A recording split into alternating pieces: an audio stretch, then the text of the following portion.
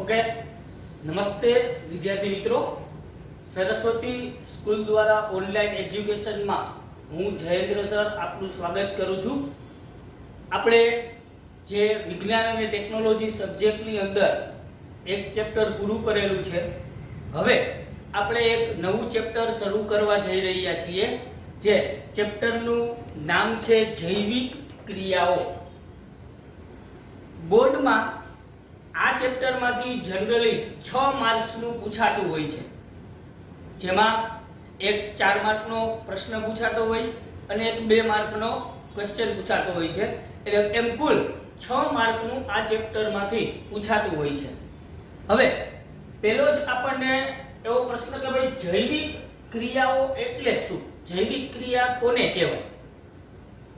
તો એના માટે આપણે એક સીધી અને સામાન્ય વ્યાખ્યા કરવી હોય તો એવી કરી શકાય કે સજીવોને પોતાનું જીવન ટકાવી રાખવા માટે જે ક્રિયા કરવી પડે એને જૈવિક ક્રિયા કહે છે. એના વગર આપણું જીવન ટકી શકતું નથી. એટલે કે આપણે જો જીવન જીવવું હોય તો આ ક્રિયાઓ ફરજિયાત કરવી જ પડે. હવે સૌપ્રથમ તો એક એવો સાદો અને સરળ પ્રશ્ન પૂછવામાં આવે છે કે સજીવ કોને કહેવાય? સજીવ એટલે શું? તમે લોકો તરત જ જવાબ આપશો કે જેનામાં જીવ છે એ સજીવ. સિમ્પલ છે. ઓકે, હવે હું તમને એવું પૂછું, જીવ છે કે નહીં એ કેમ ખબર પડે? ઓકે, એટલે આપણો પહેલો જ એવો પ્રશ્ન છે, સજીવ એટલે શું, અથવા તો સજીવ કોને કહેવાય? તમે મને સરળતાથી કીધું કે જેનામાં જીવ છે એ સજીવ, પણ કઈ રીતે ખબર પડે એનામાં જીવ છે કે નહીં? તો એના માટે તમે તરત એવું બોલશો કે સર જે હલનચલન કરતું હોય, જે શ્વાસ લેતો હોય, જેમાં પાચન ક્રિયા થાય, જેને ખોરાકની જરૂર પડે છે, જે ઉત્સર્જન કરે છે. ઓકે, એક્ઝેક્ટલી આ સાચું છે. તો અહીંયા જે તમે મને ઉદાહરણ આપેલા છે, હું મારી રીતે તમને બતાવું. કોઈ એક વ્યક્તિ છે એ દોડે છે તો એ સજીવ છે કે નિર્જીવ? તો તરત કહેશો સર એ સજીવ છે. હું એમ કહું ભેંસ બેઠી બેઠી કંઈક વાગોળે છે, જેમાં પછી ભેંસે વાગોળવું પડે જેથી પાચન સરળતાથી થઈ શકે એટલા માટે થઈને, તો એ સજીવ છે. અને તમે કહેશો સા ઓકે સજીવ છે. હું એમ કહું કોઈ એક વ્યક્તિ બહુ જોશથી રાડું પાડે છે તો પણ તમે કહેશો હા એ સજીવ છે. અહીંયા તમે જે કાંઈ 3 ઉદાહરણ છે એમાં તમે એવું કીધું મને કે આ બધા હલનચલન કરે છે. કોઈ વ્યક્તિ દોડે છે તો એ હલનચલન કરે છે, ભેંસ વાગોળે છે તો ઝડબાનું હલનચલન શરૂ હોય છે. આ ઉપરાંત કોઈ વ્યક્તિ બૂમ પાડે છે તો એ પણ હલનચલન, એનું મોઢાનું હલનચલન સતત ચાલુ હોય છે. તો અહીંયા તમે મને એક લક્ષણ, આને છે એ સજીવનું લક્ષણ કહેવાય હલનચલન. જે હલનચલન કરે એ સજીવ. ઓકે, બરોબર છે. હવે એમ કહું કોઈ વ્યક્તિ સૂતો હોય અથવા તો કૂતરું સૂતું હોય તો એ હલનચલન નથી કરતું, તો ત્યારે એ સજીવ છે કે નિર્જીવ છે? તો ત્યારે તમે એવો એનામાં શું લક્ષણ છે કે સજીવ કહી શકશો? તો તરત જ તમે એવું કહેશો કે સર એનું પેટ છે એ ઉપર નીચે થતું હોય, એ શ્વસન કરે છે. ઓકે, તો આ બીજું લક્ષણ છે કે જ્યારે એ સૂતા હોય છે ત્યારે એ શ્વસન કરે છે. હવે આ જ વસ્તુ એમ કહું, વનસ્પતિ સજીવ છે કે નિર્જીવ છે? એ તો હલનચલન નથી કરતી, એને તમે શ્વસન કરતી જોઈ પણ નથી શકતા, તો કેમ ખબર પડે એ સજીવ છે કે નહીં? તો આપણે તરત એવું વિચારીએ કે નાનો છોડ હોય એને આપણે જમીનમાં વાવીએ અને અમુક વર્ષમાં એ મોટું વૃક્ષ બની જાય છે, તો આપણે વિજ્ઞાનની ભાષામાં એવું કહી શકીએ કે એ વૃદ્ધિ અને વિકાસ કરે છે. તો આ સાચું છે. તો અહીંયા આપણે જોઈ ગયા હલનચલન, શ્વસન, વૃદ્ધિ, વિકાસ, આ બધા સજીવના લક્ષણો છે. હજી તમે આમાં ઘણા લક્ષણો એટલે પોષણ, ઉત્સર્જન, વહન,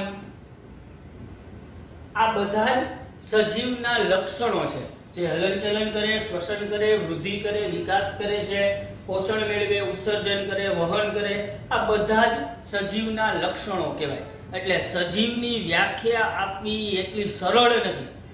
સજીવની જો આપણે વ્યાખ્યા આપવી હોય તો સજીવની વ્યાખ્યા એના લક્ષણોના આધારે આપી શકાય છે. આપણને એમ થાય આવું હલનચલન નાના અણુઓમાં પણ શક્ય છે, તો એનો આન્સર પણ છે કે યસ. કોઈ વ્યક્તિ, કોઈ કોષ હોય, સજીવનો નાનામાં નાનો એકમ એટલે કોષ છે. કોષની અંદર જુદી જુદી અંગિકાઓ છે, અણુઓ છે, એ હલનચલન કરે છે કે નથી કરતા? સામાન્ય વ્યક્તિ પાસે આપણે જ્યારે આ પ્રશ્ન પૂછીએ તો એ તરત કહેશે કે ના, એ નથી કરતા. પણ જ્યારે કોઈ જીવ વૈજ્ઞાનિક અથવા તો કોઈ સાયન્ટિસ્ટને જ્યારે આ પૂછવામાં આવે તો એ તરત એનો આન્સર આપશે કે હા, કોષોની અંદર પણ અણુઓ છે એ સતત હલનચલન કરતા હોય છે. આપણે એક આણ્વીય રચનાનો અભ્યાસ અગાઉના ધોરણમાં કરેલો જ હોય. દાખલા તરીકે કોષો ભેગા મળી અને પેશીની રચના કરે છે. પેશી ભેગી મળે એટલે એમાંથી બને છે અંગ. અંગ ભેગા મળે એટલે બનાવે છે અંગતંત્ર, અને અંગતંત્રમાંથી બને છે દેહ, આખું શરીર. તો આવી એક સરસ મજાની સુવ્યવસ્થિત એટલે સુઆયોજિત રચના સજીવોમાં આવેલી હોય. હવે એનો નાનામાં નાનો એકમ કોષ છે. કોષોની અંદર પણ ઘણા અણુ અને અંગિકાઓ હોય છે જે કોષોને સતત સક્રિય રાખે છે અને ક્રિયાશીલ રાખે છે. કોષોની અંદર આ અણુઓની જે ગતિ છે એ ગતિના કારણે કોષોની તમામ પ્રક્રિયાઓ છે એ સતત ચાલતી રહેતી હોય છે.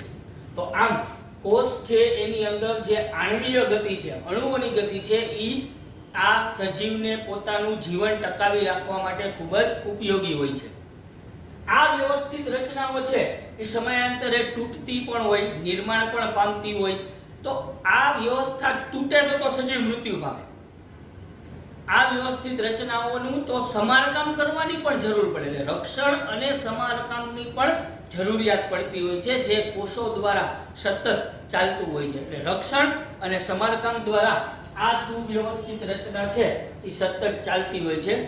આ ચેપ્ટરની અંદર આપણે જૈવિક ક્રિયાઓની અંદર પોષણ, શ્વસન, વહન અને ઉત્સર્જન, આ 4 જૈવિક ક્રિયાઓ વિશે અભ્યાસ કરવાનો છે.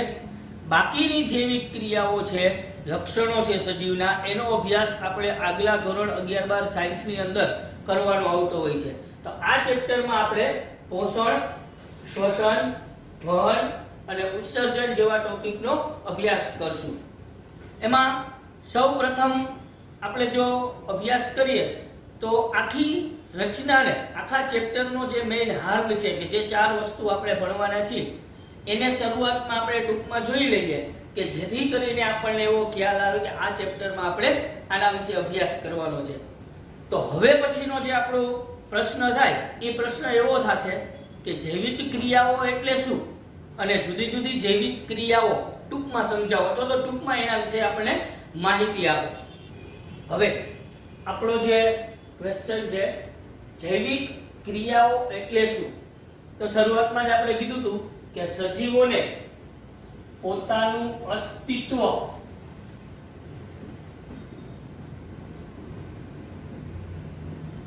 ટકાવી રાખવા માટે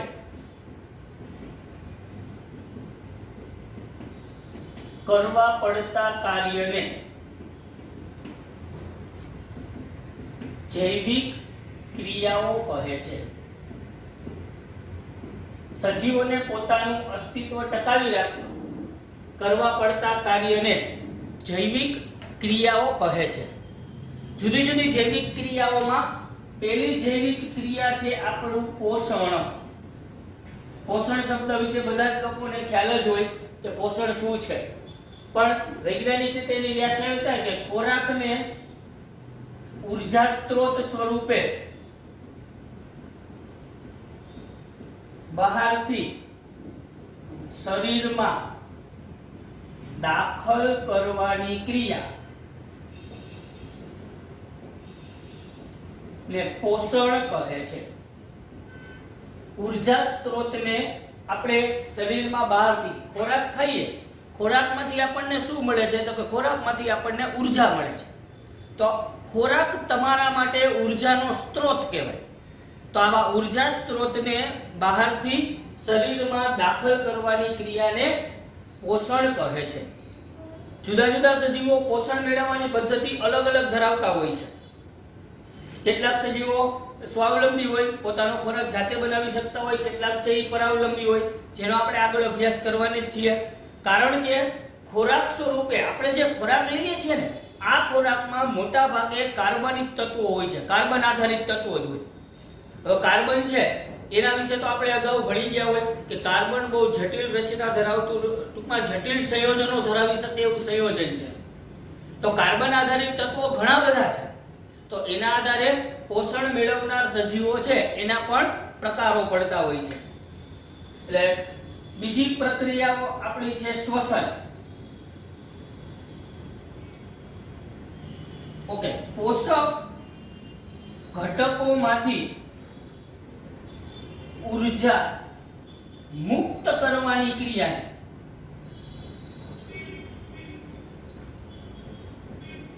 શ્વસન કહે છે.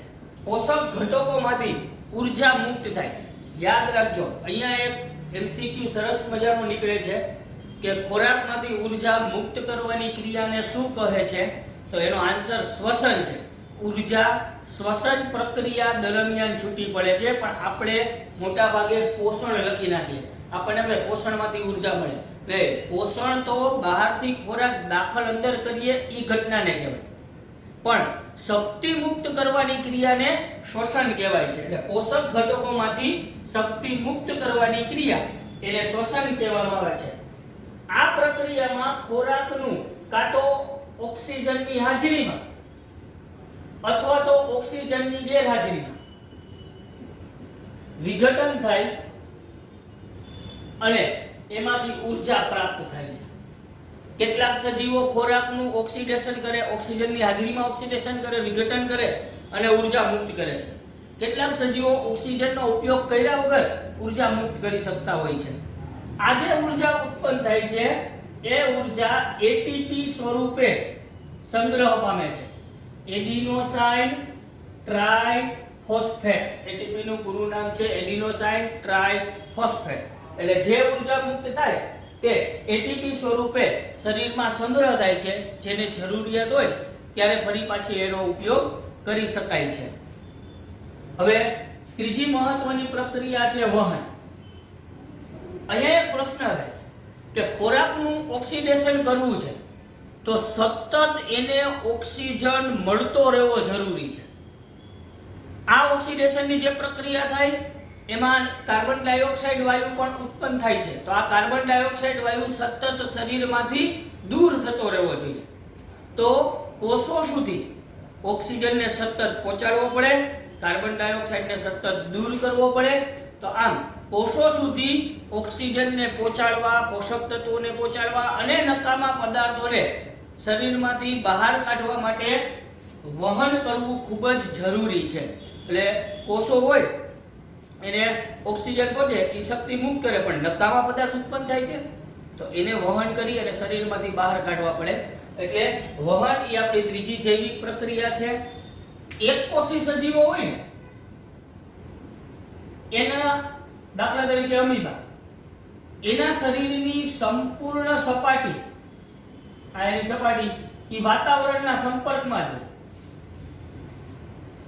તો એકાએક ઘટકોની આપલે કરવા માટે પ્રસરણ ક્રિયાને અનુસરે. પ્રસરણનું આપણે ખાલી એવું કહી શકીએ, તમારે એની કઈ વ્યાખ્યા દેવાની નથી. ઘટકો પોતાના વધુ સાંદ્રતાવાળા વિસ્તારમાંથી ઓછા સાંદ્રતાવાળા વિસ્તાર તરફ ગતિ કરે અને પ્રસરણ કહેવાય. હવે એકકોષી સજીવોના શરીરની આ સમગ્ર સપાટી વાતાવરણના સંપર્કમાં હોય એટલે એના તમામ અંગો ત્યાંથી ઘટકોની આપલે કરી શકે છે. એટલે એમાં કોઈ એવા વાહક તંત્રની ખાસ જરૂરિયાત હોતી નથી. પણ બહુકોષી સજીવો, આવા સજીવો જે છે એના શરીરના બધા અંગો કઈ વાતાવરણના સંપર્કમાં હોતા નથી. તો આ માટે એના શરીરમાં એક એવું તંત્ર હોવું જોઈએ કે આ તંત્ર બધા ઘટકોની આપલે કરી આપે તો એને વાહક તંત્ર તરીકે આપણે ઓળખીએ છીએ. બહુકોષી સજીવોમાં પ્રસરણ દ્વારા વહન ન થઈ શકે. એક અંદાજ એવો છે બાળકો, બહુકોષી સજીવો છે તો એ કદમાંય મોટા હોય, એને ઉર્જાની વધારે જરૂરિયાત પડતી હોય, તેને વધારે ઓક્સિજનની જરૂરિયાત હોય ઓક્સિડેશન કરવા માટે થઈને. તો એ પ્રસરણ દ્વારા જો એનામાં આ પ્રક્રિયા થાય ને તેમાં ખૂબ સમય લાગે. એક અંદાજ એવો છે કે જો આપણા શરીરમાં ઓક્સિજનનું વહન પ્રસરણ ક્રિયા દ્વારા થતું હોય તો ફેફસામાં રહેલા ઓક્સિજનને પગના અંગૂઠા સુધી પહોંચતા 3 વર્ષ લાગે. એટલે ફેફસામાં રહેલો ઓક્સિજન 3 વર્ષે પગના અંગૂઠા સુધી પહોંચે જો પ્રસરણ દ્વારા વહન થતું હોય. એટલે એકકોષી સજીવોમાં પ્રસરણ દ્વારા વહન શક્ય છે, પણ બહુકોષી સજીવોમાં એક વાહક તંત્રની જરૂર પડે છે. તો આ ત્રીજી આપણી જૈવિક ક્રિયા છે વહન. પછીની પ્રક્રિયા છે ઉત્સર્જન. એમાં આપણે એવું કહી શકીએ કે આપણે જ્યારે કોઈ પણ ઇન્ડસ્ટ્રીઝ હોય કે કોઈ પણ ઉદ્યોગો હોય, કોઈ પણ વસ્તુમાં જ્યારે કોઈ ઉપયોગી વસ્તુ બનાવતા હોય ત્યારે અમુક બિન ઉપયોગી વસ્તુઓ પણ ઉત્પન્ન થતી. તો આ બિન ઉપયોગી વસ્તુઓ વેસ્ટ છે, એ કઈ ઉપયોગમાં નથી આવી શકવાની. તો આ જ પ્રોસેસ આપણા શરીરમાં થાય. આપણું શરીર, હ્યુમન બોડી એ પણ એક યંત્ર જ છે, મશીન જ છે. તો એની અંદર જ્યારે કોષો પ્રક્રિયા કરે ત્યારે અમુક નકામા પદાર્થો ઉત્પન્ન થતા હોય, એને શરીરમાંથી બહાર કાઢવા પડે. એ ક્રિયાને ઉત્સર્જન કહેવાય છે. એટલે કે નાઇટ્રોજન યુક્ત ઉત્સર્ગ દ્રવ્યોને શરીરમાંથી બહાર કાઢવાની ક્રિયાને